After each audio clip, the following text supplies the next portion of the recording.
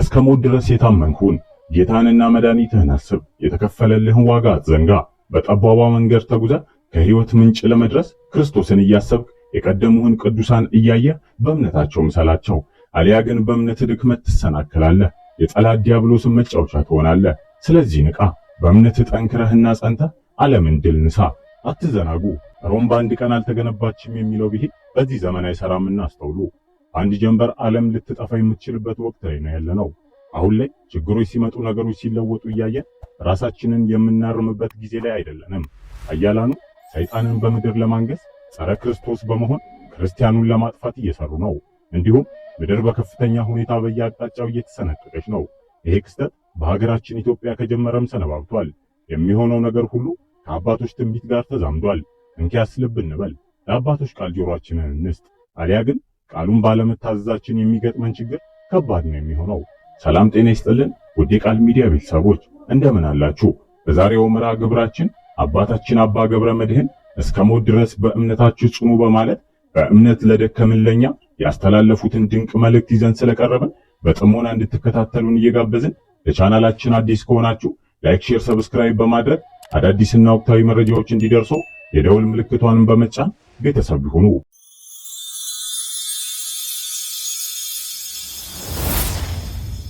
ከዕለት ዕለት ነገሮች እየተቀያየሩ ነግቶ ሲመሽ ጆሮን ጭው የሚያደርግ ክስተት ተፈጽሞ እያየንና እየሰማን ነው።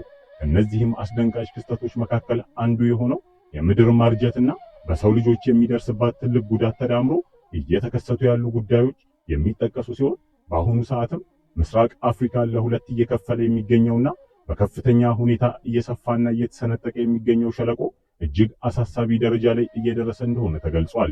ከሰሜኑ የሀገራችን ክፍል ተነስቶ አዳማን አቋርጦ ወደ ኬንያ የሚጓዘው ሸለቆ በከፍተኛ ሁኔታ መሰንጠቅ ከጀመረ ሰንበትበት ያለ ሲሆን በኬንያም 60 ኪሎ ሜትር ያህል ርዝመት ያለው መሬት ወደ ጥልቅ ሸለቆነት እንደተቀየረ ከወራቶች በፊት ተገልጾ ነበር። በአሁኑ ወቅት ሸለቆ በሁለት እጥፍ እንደጨመረም ታውቋል።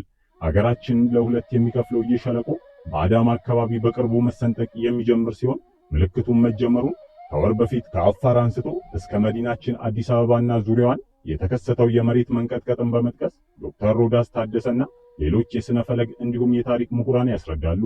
ይህ ክስተት ለሀገራችን ሁለት አይነት ስሜትን የሚፈጥር ጣምራ ገጽ ያለው ሲሆን የመጀመሪያው የሚሆነው አስደሳቹ ዜና ሀገራችን ኢትዮጵያ ወደብ እንዲኖራት ማስቻሉ ሲሆን ሁለተኛውና በጣም አሳዛኙ ክስተት ደግሞ ሸለቆ በሚሰፋበትና ምድርን በሚከፍልበት ሰዓት በሚፈጠረው የመሬት መንቀጥቀጥና የመሬት መንሸራተት ሳቢያ ብዙ ሀብት ንብረት ይወድማል፣ የብዙ ሰዎች ሕይወትን ይቀጥፋል።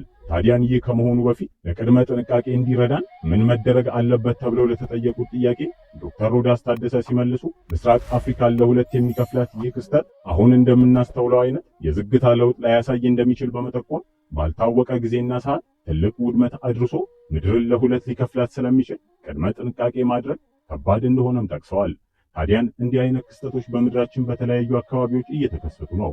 የሰው ልጅ ስልጣኔና እድገት እየበዛ በሄደ ቁጥር ፍላጎቶች በመጨመራቸው ምክንያት ብዙ ደኖች ተመንጥረዋል። እንዲሁም ከፋብሪካዎች የሚወጡ በካይ ጋዞች ከባቢ አየርን በመበከላቸው በየቦታው የአየር ጸባይ እየተቀየረ ወቅቱን ያልጠበቀ ዝናብና ጎርፍ እንዲሁም ድርቅ እየመጣም ነው። ይሄ የሚያሳየው አንድም በሰው ልጆች ምክንያት አንድም ምድር በማርጀቷ ምክንያት እየተከሰተ እንደሆነ ነው። ይህ ሁሉ ችግር በምድርና በሰው ልጆች ላይ ተጋርጦ ሳለ የጥፋት ተባባሪ በመሆን ኃያላኑ ሀገራት በእንቅርት ላይ ጆሮ ደግፍ እየሆኑ ሲሆን ሰይጣንን በዓለም ላይ ለማንገስ በግልጽ ጸረ ክርስቶስ በመሆን ቆመዋል። ሁላችንም እንደምናየው ዓለም በጥፋት ሥራ እየቆሸሸች በኃጢአት እየተጨማለቀች ሲሆን ከሰው ልብ ውስጥ ፈሪሃ እግዚአብሔር እየጠፋ የድፍረት ኃጢአት እንኳን በውጪ በቤተ ክርስቲያን ውስጥም እየተፈጸመ ነው። አሁን ላይ በግልጽ ክርስቲያኖች እየተበደሉ ነው። በየቦታው እንግልትና መከራ እየደረሰባቸው ስለ ስሙም እየተገፉ ነው። ይህ እንደሚሆን አስቀድሞ ጌታችንና መድኃኒታችን ኢየሱስ ክርስቶስ በዓለም ሳላችሁ መከራ አለባችሁ በማለት ነግሮናል። በመጨረሻው ዘመን የክርስቶስ ተቃዋሚ የሆነው ዲያብሎስ በክርስቲያኖች ላይ መከራን እንደሚያጸናባቸውና ብዙዎች ሰማዕት እንደሚሆኑ በራእይ መጽሐፍ የተጠቀሰው ትንቢት አሁን ላይ እየተፈጸመ ነው። በመላው ዓለም በሚገኙ ክርስቲያኖች ላይ የጀመረው ፈተና በሀገራችንም ጀምሯል። ምናልባት ይህ ፈተና ከጀመረ ቆይቷል እንል ይሆናል።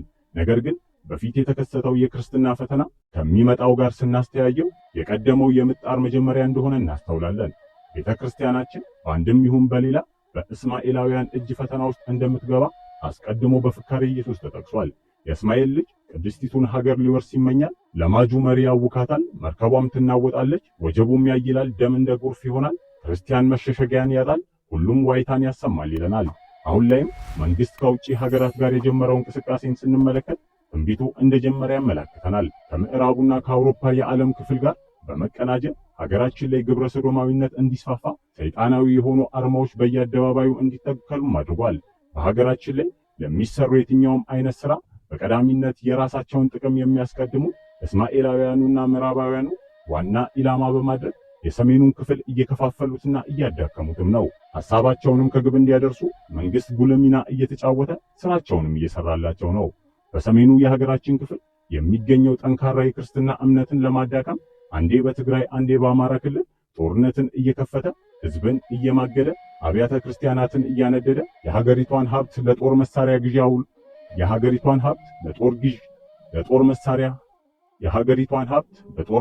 ግዢ አውሎ ደሞዝ መክፈል ያቃተው በተለያዩ ክልሎች የሚገኙ የመንግስት ሰራተኞችን ለችግር የዳረገው መንግስት የገንዘብ እጥረቱ እንዲፈታለት ጠንካራ የኢኮኖሚ መሰረት ወዳላቸው የአረቡ ክፍል እንዲሁም ወደ አውሮፓ ለስራም ብቻ ሳይሆን ለልመናም ጭምር ደጅ እንደጠና የአደባባይ ሚስጥር ሲሆን ለጥቅሙ መሳካት ሲልም የሀገርን ህልውና እንደሚሸረሽር አስቀድሞ የጀመረው ክርስትናን የመበታተን ብሎ የማጥፋት ዘመቻው ከምዕራቡ ዓለም ሀገራት ጋር በመሆን እንደሚያጠናክረው መሆኑ ነው።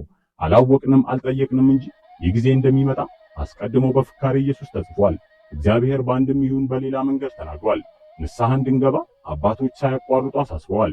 እኛ ግን ለቃላቸው ቦታን አልሰጠንም። የዘመን ፍጻሜ ደርሷል ብንባልም በኖህ ዘመን እንደነበሩ ህዝቦች ጊዜው ገና መስሎ ታይቶን ያሻንን እያደረግንም ነው። ተሰባሪ ሸክላ መሆናችንን ረስተን ነገ ምን እንደሚያጋጥመን ሳናውቅ እግዚአብሔርን ሳንይዝ ወደፊት ለመጓዝ እናስባለን። እውነታው ግን የኛ ጥረትና ሐሳብ እርሱ ካልታከለበት ከንቱ ናት። ለዚህም ነው መጽሐፍ ቅዱስ እግዚአብሔር ቢረዳና ቢፈቅድ እንዲናደርጋለን በሉ የሚለን። እኛ ብንፈልግም ያለ እርሱ ፍቃድ የሚሆን ምንም ነገር የለም። ስለዚህም እናስተውል፣ አካሄዳችንን እናስተካክል። ዘመኑ ከፍቷልና እንደ ቃሉ እንኑር። የኛ ፍቃድ ሳይሆን ፍቃድ እግዚአብሔርን እንፈጽም። በቀጣይ በክርስትናችን ለሚመጣብን መከራ ራሳችንን እናዘጋጅ። የቱንም ያህል በእምነታችን ብንፈተን ተስፋ አንቁረጥ። በቃለ ወንጌሉ ተስፋ እንደሌላቸው ፈጽሞ አልተዋችሁም ያለን አምላካችን እግዚአብሔር በፈተና ውስጥ ፈጽሞ ላይቷል። ዛሬም ከኛ ጋር ነው። የፈተናው ብዛት ቢከብደንም እየሆኑ ያሉ ነገሮች ከአቅማችን በላይ ቢሆኑ እርሱን ታምነን በጽናት ብንጓዝ ሸክማችንን ሊያራግፍ ከህመማችን ሊፈውሰን እነሆ በደጅ ነው። የክርስትና ሕይወት የአልጋ ባልጋ ሕይወት እንዳልሆነ መጽሐፍ ቅዱስ ያስተምረናል። በሉቃስ ወንጌል ምዕራፍ 9 ከቁጥር 23 የሚወደኝ ቢኖር ራሱን ይካድ መስቀሉንም ተሸክሞ ዕለት ዕለት ይከተለኝ በማለት ጌታችንና መድኃኒታችን ኢየሱስ ክርስቶስ ነግሮናል። የክርስቶስ መንገድ ጠባብና መከራ የበዛበት ሲሆን ከመከራው በኋላ ዘላለማዊ ዕረፍት ያለው ነው። ይህም ሕይወት ለዓለም የማይመችና በዓለም ያሉ የሚቃወሙት ሕይወት ነው። ለዚህም ነው የእግዚአብሔር ቅድስት ሀገራትን በጦርነት እያወደሙ ለእርዳታ እየዳረጉ ሕዝቡ ዓይኑን ከእግዚአብሔር ላይ አንስቶ ችግሮቹ ላይና ለችግሮቹ ጊዜያዊ መፍትሄ የሚሰጡ አካላት ላይ እንዲያደርግ እያደረጉን ያለው። እኛም ከችግሮቻችን በላይ የሆነውን አምላክ ካላሰብንና ትኩረታችንን እየተከሰቱ ያሉ ችግሮች ላይ ካላደረግን ወደ አዘጋጁልን ወጥመድ እንደምንገባ እውን ነው። ስለዚህም ችግሮቻችን እንደሚፈቱ የመከራው ጊዜ እንደሚያልፍ የተገባልንን የተስፋ ቃል ኪዳን ማሰብ ይገባል። ክርስትና በእምነት እያደጉና እየጠነከሩ ዘወትር የሚጎለብቱበት ሕይወት ነው ያሉት አባታችን አባ ገብረ መድኅን አንድ ክርስቲያን ከትናንት ዛሬ ከአምናው ዘንድሮ በብዙ መንገድ አድጎና ጠንክሮ መገኘት አለበትም ብለዋል። ሐዋርያው ቅዱስ ጳውሎስ በአንደኛ ቆሮንቶስ መጽሐፉ ምዕራፍ 6 ከቁጥር 13 እንዳስተማረው ንቁ፣ በሃይማኖት ቁሙ፣ ጎልምሱም ጠንክሩም ብሎናልና በጊዜውም ያለ ጊዜውም በእምነት ጸንቶ ለመገኘት እስከ ሞት ድረስ ለመታመን የግድ በእምነት አድጎና ጠንክሮ መገኘት ያስፈልጋልን በማለት ሐሳባቸውንም ያጠናክራሉ። እምነትን በምግባርና በትሩፋት ለመግለጽም ራስን በመካድ ፈቃደ ሥጋን ለፈቃደ ነፍስ ማስገዛትም ይገባል። ለዚህም መከራን እየታገሱ ራስን ከዓለም መለየት ይገባልም ብለዋል። ፈቃደ ሥጋውን ለፈቃደ ነፍሱ በማስገዛት በእምነቱ የጠነከረ ሰው ከማናቸውም ነገር ይልቅ መንግሥቱንና ጽድቁን ያስቀድማል። ይሄም ማለት ሃይማኖትን ከምግባር አዋህዶ ልጅነቱን አጽንቶ ጽድቅ የሚገኝበትን ሀገረ መንግሥተ ሰማያትን ተስፋ አድርጎ ይኖራል ማለት ነው። በዚህም የመንፈስን ፍሬ የሚያፈራ በአጸደ ቤተ ክርስቲያን የተተከለ የሃይማኖት ተክል ይሆናል። ተክልነቱም በውሃ ፈሳሾች ዳር እንደተተከለች ፍሬዋን በየጊዜው እንደምትሰጥ ቅጠሏም እንደማይረግፍ ዛፍ ነው። እንዲህ አይነቱ ሰው በክፎች ምክር አይሄድም፣ በኃጢአተኞችም መንገድ አይቆምም፣ በዋዘኞችም ወንበር አይቀመጥም። ነገር ግን በእግዚአብሔር ደስ ይለዋል፣ ሕጉንም በቀንም በሌሊት ያስባል። ቅዱስ ጳውሎስ የተሰሎንቄ ምዕመናን በእምነት አድገውና ጠንክረው በማየቱ በጸሎታችን ጊዜ ስለ እናንተ ስናስብ የእምነታችሁን ሥራ፣ የፍቅራችሁንም ድካም፣ በጌታችን በኢየሱስ ክርስቶስ ያለውን የተስፋችሁን መጽናት በአምላካችንና በአባታችን ፊት ሳናቋርጥ እያሰብን እግዚአብሔርን ሁልጊዜ በሁላችሁ ምክንያት እናመሰግናለን በማለት ስለ እነርሱ እግዚአብሔርን እንዳመሰገነ በአንደኛ ተሰሎንቄ መጽሐፍ ምዕራፍ 1 ከቁጥር 2 ተጽፎ እናነባለን። ከጥንት ጀምሮ በእምነታቸው ጠንካሮች የነበሩ ሰዎች በጉዟቸው ሁሉ እግዚአብሔርን ደስ አሰኝተዋል። እግዚአብሔርም ደስ የተሰኘባቸው በእምነታቸው ጸንተው በጎ ሥራን በመስራታቸውና ዓለምን ድል በማድረጋቸው ነው በማለት አባታችን ገብረ መስቀል በእምነታችን እንድንበረታም አሳስበዋል። አቤል ከቃየል ይልቅ የሚበልጥ መስዋዕትን ያቀረበው፣ አብርሃም ከዘመዶቹ ተለይቶ ከሀገሩ የወጣው፣ አንድ ልጁን ይስሐቅን ለመሰዋት ፈቃደኛ የሆነው፣ ሙሴ የግብፅን ብዙ ገንዘብ የናቀው፣ ከወገኖቹ ጋር መከራን መቀበል የመረጠው፣ የፈርዖን የልጅ ልጅ መባልን እምቢ ያለው፣ የኢያሪኮ ግንብ በእስራኤል ጩኸት የፈረሰው፣ ጌዲዮንና ባርቅ፣ ሳምሶንና ዮፍታሔ ጠላቶቻቸውን ድል ያደረጉት፣ ብላቴናው ዳዊት ኃይለኛውን ጎልያድ ያሸነፈው፣ 3 ደቂቅ ወደ እቶን እሳት ቢጣሉም ከመቃጠል የዳኑት በእምነት ጽናታቸው ነው። በአዲስ ኪዳንም ቅዱሳን ሐዋርያት ጌታችንና መድኃኒታችን ኢየሱስ ክርስቶስን ሁሉን ትተው እስከ መጨረሻው የተከተሉት በእምነት እንደሆነ በማቴዎስ ወንጌል ምዕራፍ 19 ከቁጥር 27 ተጽፎ እናነባለን። ከእነርሱ ሌላም በሰው ዘንድ ያልተጠበቁ በጌታችን በመድኃኒታችን በኢየሱስ ክርስቶስ ዘንድ ግን የታወቁ ጥቂቶች ሰዎች የእምነታቸው ጽኑነትም ተመስክሮላቸዋል። ለምሳሌም ከነናዊቷ ሴት አንቺ መልካም ሴት እምነትሽ ታላቅ ነው፣ እንደወደድሽ ይሁንልሽ ተብላለች። በእምነት የጸኑ ሰዎች የቤተ ክርስቲያን ሥርዓት ትውፊትን ለመጠበቅ መልካሙንም ገድል ይጋደላሉ። ታዲያን አንድ ክርስቲያን በክርስትና ሕይወት እስከ ሞት ድረስ ታምኖ የመንግስቱ ወራሽ ለመሆን ሊያከናውናቸው ከሚገቡ መንፈሳዊ ተግባራት መካከል የመጀመሪያው የእግዚአብሔር ስጦታዎች ሁሉ ለበጎ መሆናቸውን በማመን መቀበል ነው። በማናቸውም ጊዜ እግዚአብሔር ሁሉን የሚሰጥ አምላክ መሆኑን መዘንጋት የለብንም። ሌላው ቀርቶ እኛ ክፉ የሚመስሉ ነገሮች እንኳን ለበጎ መሆናቸውን ማመን አለብን። ምክንያቱም እግዚአብሔር ክፉን ወደ በጎ ሊለውጥ የሚችል ኃያል አምላክ ነው። በዘፍጥረት መጽሐፍ ምዕራፍ 50 ከቁጥር 20 ላይ ብላቴናውን ዮሴፍ ባሪያ አድርገው የሸጡት ወንድሞቹን እናንተ ክፉ ነገር አሰባችሁብኝ፣ እግዚአብሔር ግን ዛሬ እንደሆነው ብዙ ሕዝብን ለማዳን እኔን ተጠቀመ ያላቸው ለዚህም ነው። አበብዙሃን አብርሃም እግዚአብሔር ልጅህን ሰዋልኝ ያለው ለበጎ እንደሆነ ያውቅ ነበር። ማወቅም ብቻ ሳይሆን እንደተባለው ልጁን ቢሰዋ እንኳን ከሞት አስነስቶ በእርሱ በኩል ዘሩን እንደሚያበዛለት ያምን እንደነበረ በዕብራውያን መጽሐፍ ምዕራፍ 11 ከቁጥር 17 ተጽፎ እናነባለን። ኢዮብም ነገር ሁሉ ለበጎ እንደሆነ አውቆ እግዚአብሔር ሰጣ፣ እግዚአብሔር ነሳ፣ የእግዚአብሔር ስም የተባረከ ይሁን ብሏልና በእምነት መጽናትን ከእነርሱ ተምረን እግዚአብሔር በሕይወታችን የሚሰጠንን ነገር ሁሉ ለበጎ ነው ብለን መቀበል ይኖርብናል። ሁለተኛው የእግዚአብሔር ቃል ኪዳኖችን ማመን ነው። ብዙ ሰዎች እግዚአብሔር የሰጣቸውን የተስፋ ቃል የሚፈጸም አይመስላቸውም።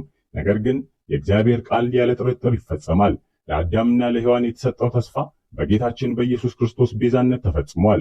የኤልያስ የተሰጠው ተስፋ በሰማርያዊቷ ሴት መጋቢነትም ሲፈጸም ታይቷል። እንዲሁም በነቢዩ ኢዩኤል አንደበት የተነገረው ተስፋ የበዓለ 50 ዕለት ለቅዱሳን ሐዋርያት ተፈጽሟል። በዚህም እግዚአብሔር ለሕዝቡ የገባውን ቃል ኪዳን እንደማይሽርና ከአፉ የወጣውን ቃል እንደማይለውጥ ማመን ይገባናል። በቤተ ክርስቲያን በምንሰበሰብበት ጊዜም 2 ወይም 3 በስሜ በምትሰበሰቡበት በዚያ እኔ በመካከላችሁ እሆናለሁ ባለው መሰረት በመካከላችን እንደሚገኝም የታመነ ነው። በሌላ በኩል ደግሞ ቤተ ክርስቲያን ከውስጥም ሆነ ከውጪ መከራ በሚበዛባት ጊዜ መከራ የሚያስነሳባት የሚያጸናባትም ዲያብሎስ መሆኑን አውቀን የገሃነም ደጆች አይችሏትም በሚለው ቃል ኪዳን መጽናት ይገባናል። መናፍቃን ከእውነት መንገድ ለማውጣት በሚከራከሩን ጊዜ ወደረኞቻችሁ ሁሉ ሊቃወሙትና ሊከራከሩት የማይችሉትን አፍና ጥበብ እሰጣችኋለሁ የሚለውን ቃል ኪዳን በማሰብ መታመን ያስፈልገናል። ሶስተኛው በችግር ጊዜ የእግዚአብሔርን ቸርነትና ፈቃድ ተስፋ ማድረግ ነው። በመንፈሳዊ ጎዳና ስንጓዝ በየአቅጣጫው የሚከበንን መከራ አይተን ተስፋ መቁረጥ ሳይሆን ወደ እግዚአብሔር ተመልክተን አዳኝነቱን ተስፋ ማድረግ አለብን። በዘዳግም መጽሐፍ ምዕራፍ 14 ቁጥር 13 ሊቀ ነቢያት ሙሴ ወገኖቹ እስራኤላውያን ከፊታቸው ቀይ ባህር ከኋላቸው ደግሞ የፈርዖንን ሰራዊት ተመልክተው ተስፋ በቆረጡ ጊዜ ቁሙ፣ ዛሬ ለእናንተ የሚያደርጋትን የእግዚአብሔርን ማዳን እዩ ያላቸውም ለዚህ ነው። ብላቴናው ዳዊት የተመለከተው በአካሉ ግዙፍ ወደ ሆነው ወደ ጎልያድ ሳይሆን ወደ እግዚአብሔር አዳኝነት ነው። እኛም ዓለም ድብልቅልቅ ቢል ተስፋ መቁረጥ አይገባንም። ምክንያቱም እግዚአብሔር በወጀብና በአውሎ ነፋስ መካከል መንገድ አለው። ሌላው በከባድ ፈተና ወቅት የቅዱሳንን ገድል ማሰብ በእምነት ለመጽናት ለመጠንከር ጉልህ ሚና አለው። ስለተሰጣቸው ሃይማኖት እስከ መጨረሻ ተጋድለዋል። በሰይፍ ተቀልተዋል፣ በእሳት ተቃጥለዋል፣ ለአናብስት ተሰጥተዋል፣ ወደ ጥልቅ ባህርም ተጥለዋል። ይህም የሚያሳየን የእምነታቸውን ጥንካሬ ነው። በመሆኑም የቅዱሳንን ገድል በምናስብበት ጊዜ ከእነርሱ የምንማረው እምነታቸውን፣ ሥርዓታቸውንና ትውፊታቸውን ለመጠበቅ መጽናታቸውን ነው። መማርም ብቻ ሳይሆን በተሰጣቸው ቃል ኪዳንም እኛ እንጠቀማለን። በትንቢተ ኢሳይያስ ምዕራፍ 51 ከቁጥር 1 እናንተ ጽድቅን የምትከተሉ እግዚአብሔርንም የምትሹ ስሙኝ፣ ወደ አባታችሁ ወደ አብርሃምም ወደ ወለደቻችሁ ወደ ሳራ ተመልከቱ።